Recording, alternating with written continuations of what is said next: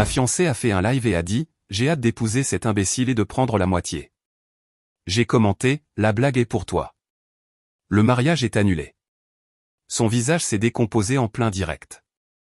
Et les spectateurs, petite info rapide, seulement 8% d'entre vous sont abonnés et la chaîne stagne un peu en ce moment. Si vous aimez ces histoires, cliquez sur le bouton d'abonnement, nous aiderait vraiment à continuer. Merci. Je m'appelle Ryan, j'ai 24 ans, et j'écris ceci pendant que mon ex-fiancée, Madison, essaie frénétiquement de s'expliquer dans l'autre pièce. C'est arrivé il y a 2 heures, et j'ai encore du mal à réaliser comment quelqu'un peut détruire tout son avenir avec un seul live stupide. Madison fait ce truc d'influenceuse sur Instagram depuis environ 1 an. Elle a commencé petit, avec peut-être 200 abonnés, en postant principalement des vidéos d'entraînement et du contenu lifestyle. Rien de bien sérieux, mais elle était passionnée par la construction de sa marque. Au cours des derniers mois, son nombre d'abonnés a commencé à grimper. Elle a atteint les 5000 la semaine dernière et était super excitée à l'idée d'obtenir des contrats de sponsoring. Cette popularité lui est un peu montée à la tête, mais je pensais que c'était sans danger. Nous sommes ensemble depuis 2 ans, fiancés depuis 6 mois. Je travaille dans la tech, je gagne bien ma vie, et nous prévoyons un petit mariage pour le printemps prochain. Rien d'extravagant, juste la famille et les amis proches. Cet après-midi, Madison se préparait pour l'un de ses lives habituels. Elle en fait tous les mercredis à 16h. En général, elle parle de ses routines de fitness, de son contenu à venir, et répond aux questions de ses abonnés. Assez classique. Je travaillais à la maison dans la pièce d'à accent grave côté. J'avais un appel client prévu pour 16h30, donc je finissais quelques préparatifs quand je l'ai entendu commencer son live. Salut tout le monde, bienvenue pour un nouveau point du mercredi. Je l'entendais à travers le mur faire son intro habituelle, parler de son entraînement du matin, d'une nouvelle poudre de protéines qu'elle essayait, du contenu normal. Environ 10 minutes plus tard, j'ai entendu sa voix changer. Elle a pris ce ton de commérage qu'elle utilise quand elle parle de potin avec ses copines. Alors, vous m'avez posé des questions sur l'organisation du mariage, et j'ai des scoops à vous raconter. J'ai arrêté mon travail. Madison ne parle généralement pas de nos affaires personnelles dans ses lives. Je sais que certains d'entre vous pensent que je suis folle de me marier si jeune, mais honnêtement, j'ai tout prévu. Elle parlait plus fort maintenant, clairement excitée par ce qu'elle s'apprêtait à dire. Ryan gagne très bien sa vie dans la tech, et il est complètement largué sur la protection de son patrimoine. J'ai froncé les sourcils. Ce n'était pas vrai. Je gère mes finances avec soin. Et le meilleur dans tout ça? Quand je parle d'argent, il dit juste « on trouvera une solution ensemble ». Pas de discussion sur un contrat de mariage, pas de compte séparé, rien. Mon estomac s'est noué. Nous avions eu des conversations sur la mise en commun de nos finances après le mariage, mais je pensais à un partenariat, pas à ça. Ce type va m'épouser sans aucune protection. Un frisson m'a parcouru. Je me suis approché doucement de la porte entre nos 2 pièces. J'ai fait des recherches, et dans cet état, j'ai droit à la moitié de tout ce qui est acquis pendant le mariage. La moitié de son salaire, la moitié de ses économies, la moitié de ses primes. Elle riait maintenant, comme si c'était la chose la plus drôle du monde. Et vous ne savez même pas encore le meilleur. Son entreprise va probablement connaître une croissance majeure bientôt. Plus d'argent, de meilleures opportunités. Elle restait vague sur la situation de mon entreprise, mais je comprenais à quoi elle faisait allusion. Donc, je n'ai qu'à rester marié quelques années, le laisser me mettre à l'aise, puis si ça ne marche pas, elle a fait un geste d'haussement d'épaule exagéré. Honnêtement, j'ai hâte d'épouser cet imbécile et de prendre la moitié. Je suis resté là, sous le choc. La femme avec qui je prévoyais de passer ma vie venait de me décrire comme un imbécile qu'elle comptait exploiter financièrement. J'ai attrapé mon téléphone et ouvert Instagram. Je l'utilisais rarement, mais j'avais un compte. J'ai affiché son live. Et bien sûr, elle était là, souriant à la caméra tout en décrivant son plan pour m'épouser pour mon argent. Les commentaires défilaient. Certains riaient. D'autres demandaient si c'était une blague. D'autres encore disaient que ça semblait tordu. J'ai tapé un commentaire en utilisant mon vrai nom, la blague est pour toi. Le mariage est annulé. Les yeux de Madison se sont tournés vers la section des commentaires, comme toujours. J'ai regardé son visage changer en lisant mon commentaire et en voyant mon nom. Son visage a perdu toutes ses couleurs. Oh, oh non, dit-elle doucement, regardant droit vers la caméra. Elle a regardé vers la porte entre nos pièces, puis de nouveau vers l'écran. Les gars, je crois que Ryan vient de voir le live. D'autres commentaires ont commencé à affluer. Les gens demandaient si c'était réel, si je regardais vraiment, si le commentaire venait bien de moi. Les mains de Madison tremblaient en essayant de les lire. Ryan, si tu regardes, je plaisantais. C'était juste pour le contenu. Tu sais comment fonctionnent les réseaux sociaux. Mais le mal était fait.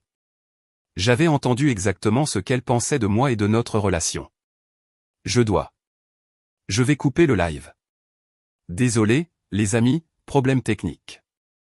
Elle a mis fin à la vidéo et je l'ai entendu se précipiter vers notre chambre. Ryan, où es-tu? J'étais debout dans le couloir quand elle m'a trouvé. Ryan, Dieu merci. Écoute, ce live, c'était juste pour l'engagement. J'étais dramatique pour l'algorithme. Dramatique en planifiant de prendre la moitié de mon argent?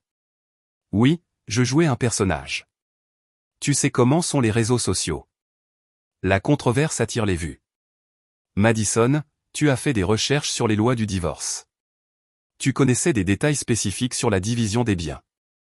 J'essayais juste d'être convaincante pour le contenu. Tu m'as traité d'imbécile. Tu as détaillé un plan pour m'exploiter financièrement. Ryan, je t'aime. Je veux t'épouser parce que je t'aime.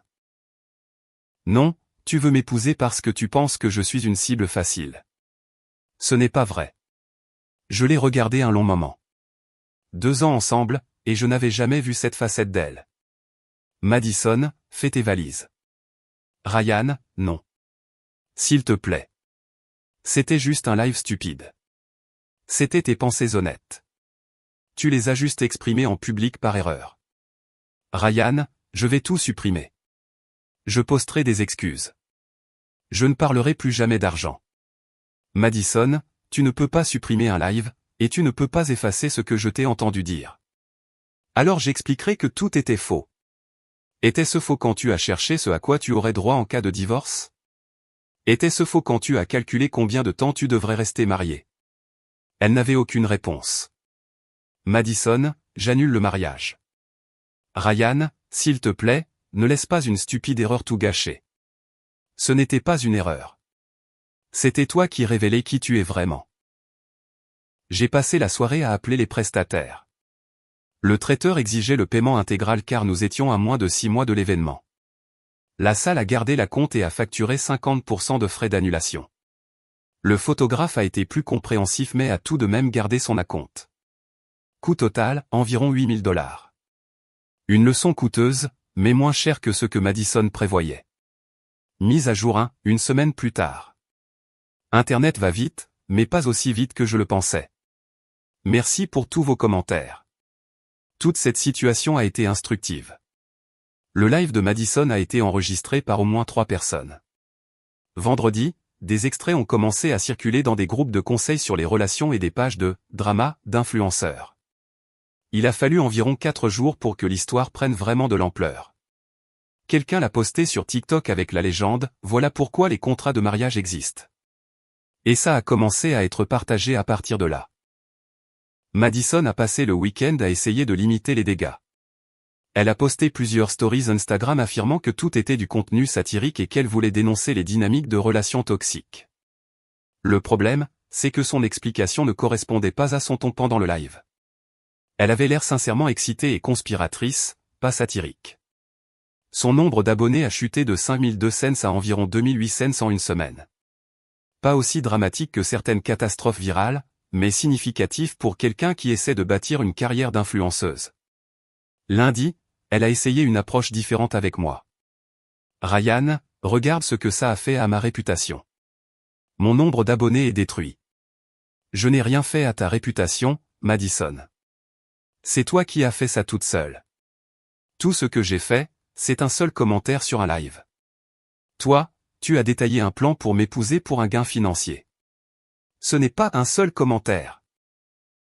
C'était sorti de son contexte. Quel est le contexte qui rend j'ai hâte d'épouser cet imbécile et de prendre la moitié acceptable? Mardi, ses parents ont appelé.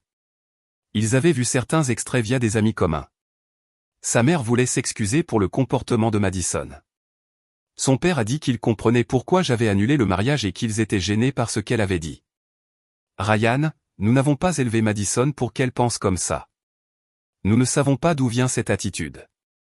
Je pense que les réseaux sociaux ont peut-être changé ses priorités. Ryan, tu prends la bonne décision. Si elle pense comme ça avant le mariage, ça ne fera qu'empirer après. Mercredi a apporté un appel inattendu du département des RH de mon entreprise. Ryan, nous devons discuter de quelque chose. Des vidéos circulent en ligne où votre fiancé mentionne des détails sur la croissance de l'entreprise et des opportunités financières. Mon cœur s'est serré. Je ne lui avais jamais partagé d'informations confidentielles. Nous ne disons pas que vous l'avez fait, mais nous devons être plus prudents sur ce qui se discute à la maison. Nous allons vous demander de signer un accord de confidentialité supplémentaire. Est-ce que cela va affecter mon emploi? Non, mais c'est un rappel que les relations personnelles peuvent créer des risques professionnels. J'ai eu de la chance de garder mon emploi. Les paroles en l'air de Madison sur mon entreprise auraient pu être bien pires. Jeudi, Madison a tenté une dernière approche. Ryan, et si on faisait un contrat de mariage? Est-ce que ça arrangerait les choses? Madison, le problème n'est pas l'absence de contrat de mariage. Le problème, c'est que tu vois notre mariage comme une transaction commerciale. Je ne le vois pas comme ça. Tu as littéralement décrit un calendrier pour rester marié assez longtemps pour maximiser ton gain. J'exagérais pour le contenu. Madison, tu as fait des recherches sur des lois spécifiques. Tu avais un plan. J'essayais juste d'être préparé. Préparé à divorcer avant même qu'on soit marié? Vendredi, j'ai fini de déménager ses affaires. Elle alternait entre les pleurs et les disputes, mais pour moi, c'était terminé. Ryan, dans 5 ans, tu vas le regretter. Madison, dans 5 ans, je serai reconnaissant d'avoir échappé belle. Mise à jour finale, 3 semaines plus tard. L'histoire a eu une conclusion satisfaisante, bien qu'elle ait mis plus de temps à se dérouler que prévu. Semaine 2, Madison racontait à des amis communs que je la contrôlais financièrement et que son live avait été sa façon de dénoncer mon comportement. Le problème avec cette histoire, c'est que nos amis me connaissaient. Ils avaient vu comment je gérais l'argent dans notre relation, de manière juste et ouverte. Son récit ne correspondait pas à leur expérience avec nous. À la 3e semaine, la plupart des gens avaient choisi leur camp, et la plupart ont choisi le mien. Le nombre d'abonnés de Madison s'est stabilisé autour de 900 personnes, principalement des curieux attendant de voir ce qu'elle ferait ensuite. Elle a essayé de poster du contenu de fitness normal, mais les commentaires portaient toujours sur le live de la Gold Digger.